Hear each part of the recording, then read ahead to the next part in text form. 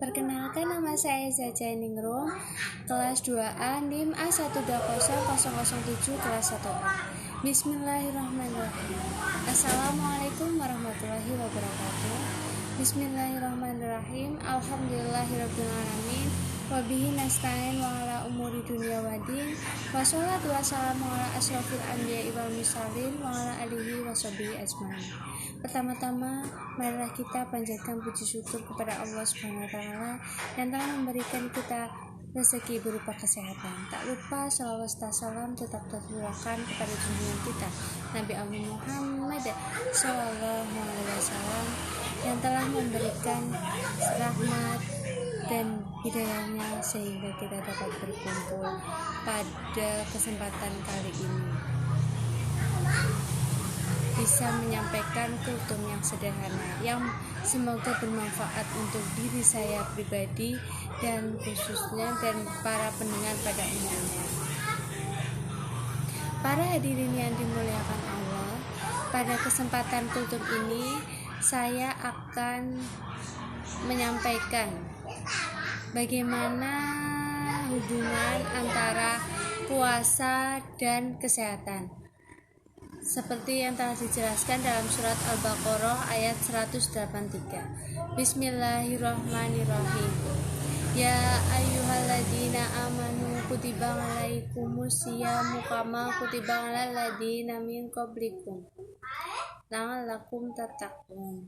Artinya, hai sekalian orang-orang yang beriman, diwajibkan atas kamu berpuasa sebagaimana telah diwajibkan kepada orang-orang terdahulu dari kamu supaya bertakwa. Pakar medis menilai orang yang berlebihan dalam makan dan minum berusia lebih pendek karena saluran pencernaannya dipergunakan melebihi kapasitasnya. Sebenarnya Allah juga telah berfirman dalam surat Al-A'raf ayat 31. Bismillahirrahmanirrahim. Kulu wasrobu wala tusrifu innahu la yuhibbu musrifin. Artinya, makan dan minumlah tapi jangan berlebih-lebihan. Sesungguhnya Allah tidak menyukai orang-orang yang berlebih-lebihan. Imam Ali berkata, orang yang sedikit makan pikirannya lebih bersih. Petua singkat ini memuat berbagai kebijaksanaan yang menjulang. Ketika lapar, afeksi manusia lebih halus dan kesadarannya semakin meningkat. Kini petua Imam Ali itu terbukti secara ilmiah. Para hadirin yang dimuliakan Allah, berbagai penelitian telah mengungkapkan adanya mukjizat puasa ditinjau dari perspektif medis modern. Dalam penelitian ilmiah tidak ditemukan efek merugikan dari puasa Ramadan pada jantung, paru, hati, ginjal, mata, profil endokrin, hematologi, dan fungsi neuropsikiatrik. Allah berjanji akan memberikan berkah kepada orang yang berpuasa seperti ditegaskan sabda Nabi Muhammad SAW yang diriwayatkan oleh Ibnu Sunni dan Abu Nu'aim. Bismillahirrahmanirrahim. Sumu tasyihu, berpuasalah maka kamu akan sehat.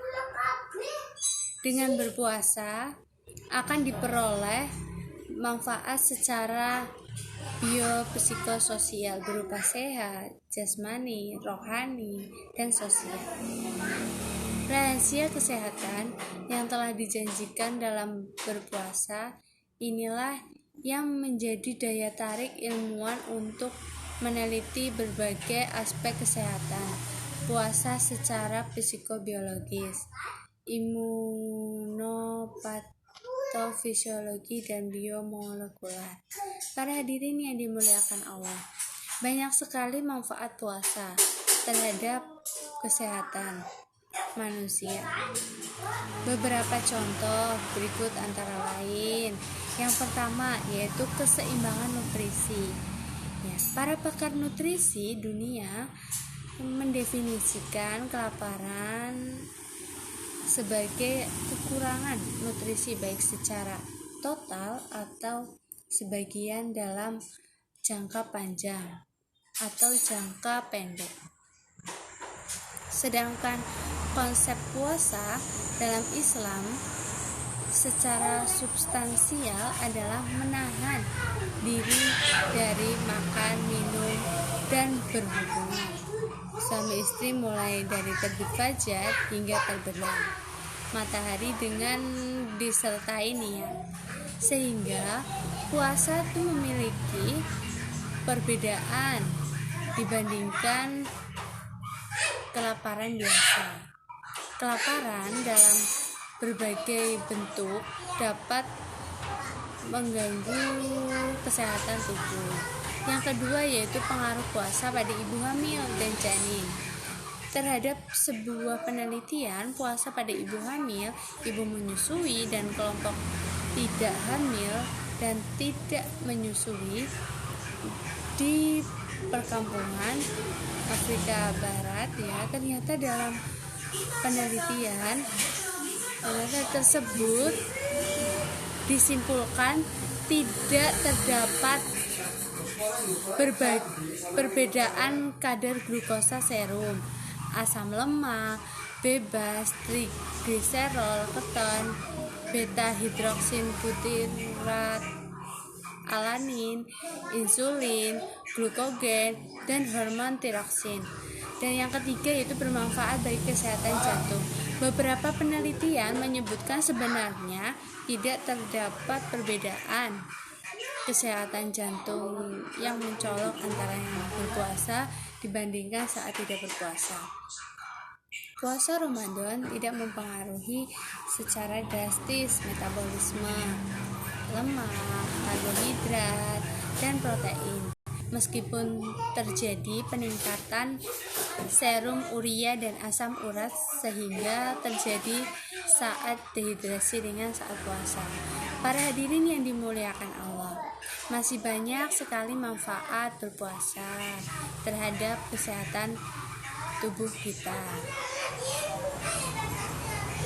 Antara lain, 1. Tidak akan mengakibatkan pengasaman dalam darah.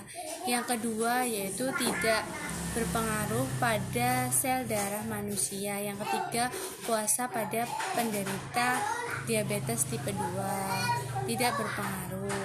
Yang keempat yaitu penurunan glukosa dan berat badan. Yang kelima, pengaruh pada fungsi kelenjar gondok.